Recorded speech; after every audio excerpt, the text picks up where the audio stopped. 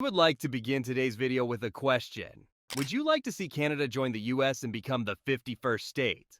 Or should Donnie forget about this whole thing and carry on with his next 4 years mandate? Let us know your thoughts in the comment section. Lately, tensions between Canada and the United States have started to cool off, thanks to a temporary pause on tariffs. With that pressure easing, Canadian politicians have shifted gears. Instead of bracing for trade battles, they're busy strengthening ties with other countries, working on new agreements with Europe, and reaching out to partners in the East. That's the big picture, but there's another side to this story that isn't making as many headlines. On the ground in Canada, frustration over trade disputes hasn't just faded away. In fact, it's turning into action. More and more Canadians are rallying behind movements that push for homegrown alternatives. Some are calling for people to buy local instead of choosing American brands. Others are even canceling trips to the US as a form of protest. And while these grassroots efforts might not seem like much at first, they could start hitting the American economy in ways that go beyond just tariffs. And here's where things could get even more serious. If this anti-US sentiment keeps growing, it might not stop at vacations and groceries. What if Canadians start rejecting American cars? Or skipping out on US-made electronics? A full-blown boycott of American goods could create economic waves that last far longer than any short-term trade pause. Before we dive deeper into how these movements are gaining traction, let's rewind a bit. How did we even get here? Ever since his second term began, President Trump has been making Canada a frequent target. It's not just about trade deals. His comments have gone far beyond economics. Using his platform on Truth Social and rally speeches, he's revived old debates about the US-Canada relationship, pushing an idea that's as bold as it is controversial. Trump has repeatedly suggested that Canada might as well just become part of the United States. He's floated the idea that with lower taxes and better security under American leadership, Canada would be better off as the US. 51st state. One of his most talked about comments came in a post about hockey, of all things. Trump wrote, "I'll be calling our great American hockey team this morning to spur them on towards victory tonight against Canada, which, with far lower taxes and much stronger security, will someday, maybe soon, become our cherished and very important 51st state." It didn't take long for Canadians to react. The post set off a wave of backlash, with many seeing it as more than just a casual remark. To some, it felt like an outright dismissal of Canada's independence. And then there's Trump's habit of taking jabs at Canadian Prime Minister Justin Trudeau. Instead of addressing him as a world leader, Trump has repeatedly referred to him as Governor Trudeau, as if Canada were already just another US state. At one point, after a tense meeting at Mar-a-Lago, Trump reportedly quipped that if Canada couldn't stand on its own without American support, maybe it should just make things official and join the US. Trump's fiery rhetoric hasn't been just talk. He's backed it up with repeated warnings that unless Canada changes its approach, his administration will slap steep tariffs on Canadian goods. In one of his early press conferences, he pointed to issues like illegal immigration and drug trafficking as justification for his economic threats. His message was blunt. If Canada doesn't step up and stop the flow of fentanyl and illegal immigrants into the US, we'll have no choice but to hit them where it hurts, financially. Maybe Canada should just join the United States and make it easier on everyone. This wasn't just a one-time comment. Trump has woven these statements into a broader campaign aimed at pressuring Canada. He's openly suggested that economic leverage, especially in the form of tariffs, could push Canada into what he's called becoming the 51st state. If Trump thought his words would sway Canadian leaders, the reality has been quite the opposite. Not only have top politicians and government officials firmly rejected the idea, but everyday Canadians have also made it clear that they want nothing to do with any kind of US merger. Surveys from multiple sources paint a clear picture. Canadians are not on board. A YouGov poll found that a whopping 82% of Canadians reject any idea of joining the United States, reinforcing the country's strong sense of independence. Another survey by Leaguer found similar results, showing that national pride and skepticism toward Trump's vision run deep. And when you look at specific groups, the opposition is even stronger. Women and older Canadians, in particular, have been the most vocal in rejecting the idea, signaling that resistance isn't just about politics. It's tied to Canada's cultural and historical identity. While the political debate rages on, the economic effects of Trump's tariffs are already making waves. Reports from Reuters and the AP show that the impact isn't just theoretical, it's affecting everyday decisions. Canadians are canceling vacations to U.S. hotspots. Some provinces are pulling American-made liquor from store shelves. Even industries that rely on cross-border trade are feeling the strain as consumer sentiment shifts. In response, a wave of homegrown patriotism has taken over the marketplace. Social media has exploded with hashtags like, "Oh, boycott USA" and "Canada is not for sale." Campaigns urging people to shop local and support Canadian businesses have gained serious momentum. Retailers have reported a noticeable spike in demand for Canadian-made products, proving that many consumers are putting their money where their mouth is. On the diplomatic front, Canadian leaders have been just as clear. Outgoing Prime Minister Justin Trudeau has given multiple speeches reinforcing Canada's stance. He's made it clear that the country's natural resources, strong democracy, and distinct culture are not up for negotiation, no matter what Trump says. In a series of public addresses, Prime Minister Trudeau has made one thing clear. Trump's trade war doesn't just hurt Canada, it's bad news for American workers too. He warned that slapping high tariffs on Canadian goods could actually backfire, forcing U.S. manufacturing plants to shut down and leaving thousands of Americans without jobs. Not everyone is taking Trump's threats lightly. Former officials like Chrystia Freeland have called his tariff plans nothing short of economic warfare, not just against Canada, but against the U.S. itself. She pointed out that these trade policies would push up prices for American consumers while putting American workers at risk. But for Canada, she argued, this isn't just about money. It's about national identity. Allowing economic pressure to dictate sovereignty is a line that simply can't be crossed. Even in the midst of these tensions, some Canadian leaders are trying to remind Americans that the two nations have always stood together.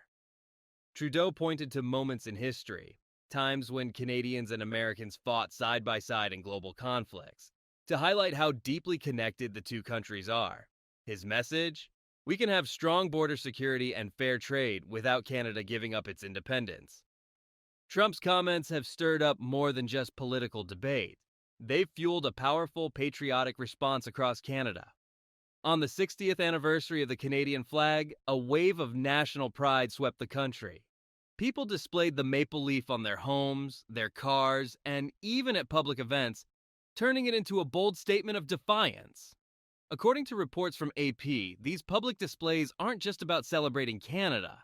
They're a direct response to the idea that the country could ever be absorbed into the U.S. What started as frustration has now turned into a full-blown movement. The phrase, "Canada is not for sale," has exploded online, showing up in hashtags, street protests, and even on merchandise. Businesses have jumped on board, selling t-shirts, hats, and bumper stickers that carry the message loud and clear. It's not just about words either. This movement is changing how Canadians spend their money. One of the most striking shifts? Travel. For years, Canadian families have flocked to the U.S. for vacations, whether it was sunny getaways in Florida or shopping trips to New York. But now, many are canceling their plans altogether. Instead of crossing the border, they're choosing destinations at home or traveling abroad to places where their tourism dollars won't support the U.S. economy. And this isn't just a small dent in U.S. tourism, it's turning into a major financial hit. Recent figures from the U.S. Travel Association suggest that if this trend continues, the U.S. could lose up to $2.1 billion in Canadian visitor spending. That could put as many as 14,000 American jobs at risk, particularly in cities and states that rely on tourism dollars. Places like Florida, which normally sees over 1.3 million Canadian visitors a year, are already feeling the effects. Hotels, restaurants, and tourist attractions that count on Canadian vacationers are now bracing for an economic slowdown. And it's not just tourism. If trade barriers stay in place, industries like aerospace, construction, and consumer electronics could start feeling the squeeze. Material shortages and rising production costs could ripple through both economies, creating long-term consequences that extend far beyond the immediate political fight. The fallout from rising tensions between Canada and the US is hitting the travel industry hard. Airlines are starting to feel the squeeze as more Canadians rethink their trips south of the border. Take WestJet, for example. The airline has seen a 25% drop in bookings to US cities in just a few weeks. With fewer people flying to American destinations, they're now scrambling to adjust flight schedules and routes. Meanwhile, Air Canada hasn't officially reported a drop yet, but company executives admit they're watching the situation closely, knowing that uncertainty could shake up their passenger numbers. But the impact isn't just about flights. Fewer Canadians crossing the border means fewer dollars being spent at American hotels, restaurants, and tourist attractions. Cities that rely on Canadian visitors are already feeling the effects.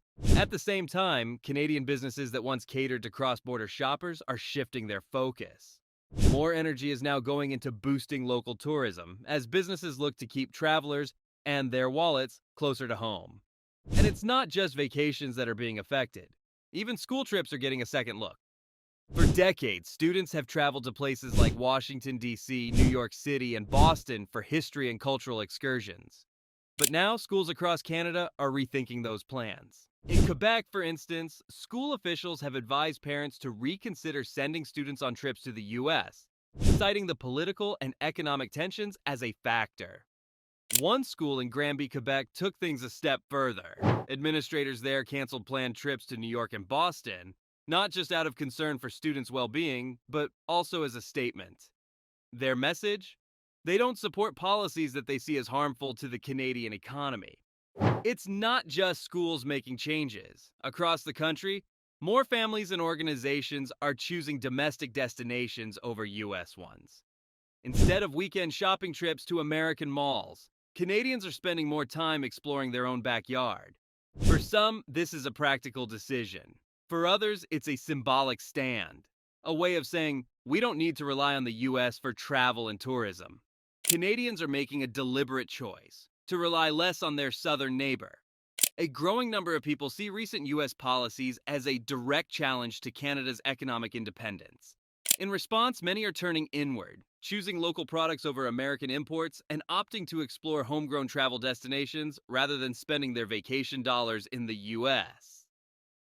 This isn't just a passing trend. Surveys show a clear shift in mindset, with the majority of Canadians actively supporting domestic businesses and embracing the idea of economic self-reliance. For decades, Canada and the United States have been deeply intertwined when it comes to trade. Their economies work like two gears in the same machine, each relying on the other to keep things running smoothly. In 2024 alone, the flow of goods and services between the two countries topped $1.2 trillion, according to U.S. government data. That's an enormous exchange, touching everything from agriculture and technology to raw materials and energy. The U.S. shipped about $349.4 billion worth of goods to Canada, while Canadian exports heading south totaled $412.7 billion, leaving the U.S. with a trade deficit of $63.3 billion. A major chunk of this gap comes from Canada's role as a top energy supplier to the United States. Few people realize just how essential Canada is to the American economy. It's the number one buyer of U.S. exports, taking in nearly 18% of all goods the U.S. sells abroad. At the same time, about 75% of what Canada exports ends up in the United States, reinforcing just how closely linked these economies are. This deep connection was further cemented in 2020 when the United States-Mexico-Canada Agreement, USMCA, replaced NAFTA. The deal modernized trade rules, protecting key industries like automobiles, dairy, and energy, while ensuring a smoother flow of goods across borders. Beyond trade numbers, Canada plays a massive role in U.S. job security. More than 2 million American jobs are tied directly to trade with Canada. And when it comes to energy, the U.S. is heavily dependent on its northern neighbor.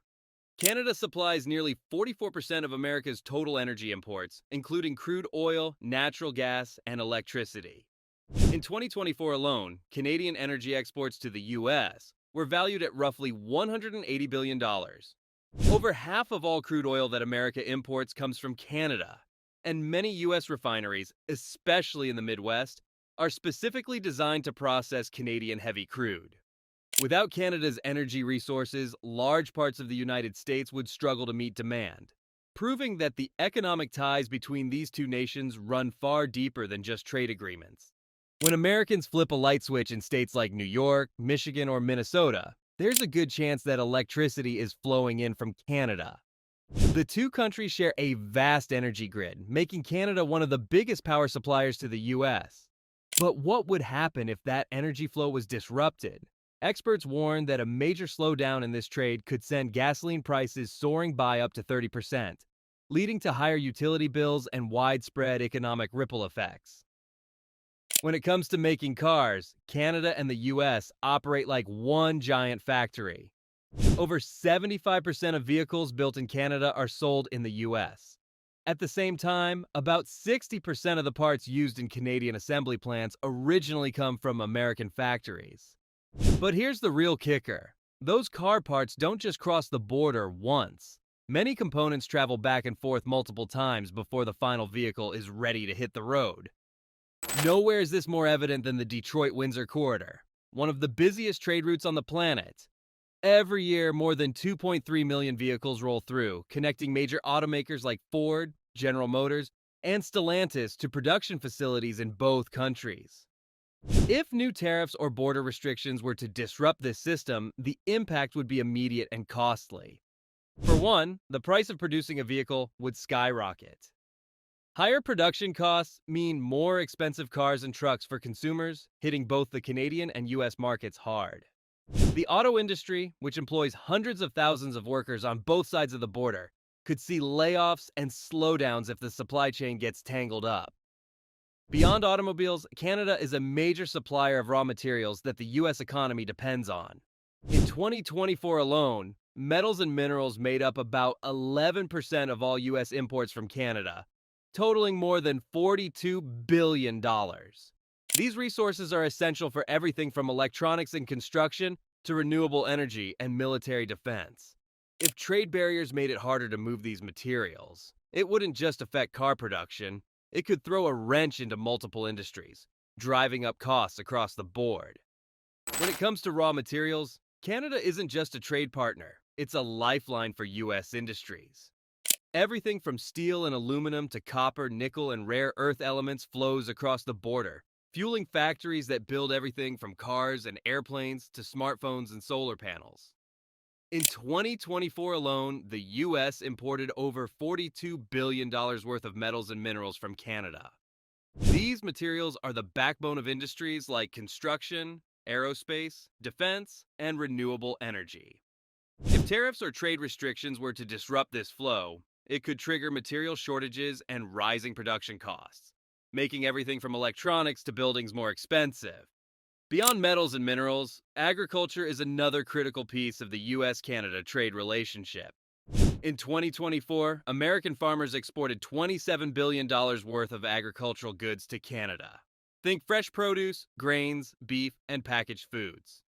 Meanwhile, Canada sent $32 billion in agricultural products south, including dairy, wheat, seafood, and livestock. This exchange doesn't just keep grocery stores stocked, it helps stabilize prices. A disruption in food trade could mean higher grocery bills and shortages, especially for items that Americans rely on daily. The connection between the US and Canada isn't just important, it's essential. Even though the US has the larger economy, it heavily depends on Canada for its supply chains, energy, and industrial production. Every single day, billions of dollars worth of goods move across the border, supporting over 2 million American jobs. If that flow were to slow down or stop, the impact would be felt far beyond factories and farms. It would ripple through entire industries, hit consumers' wallets, and reshape economies on both sides of the border.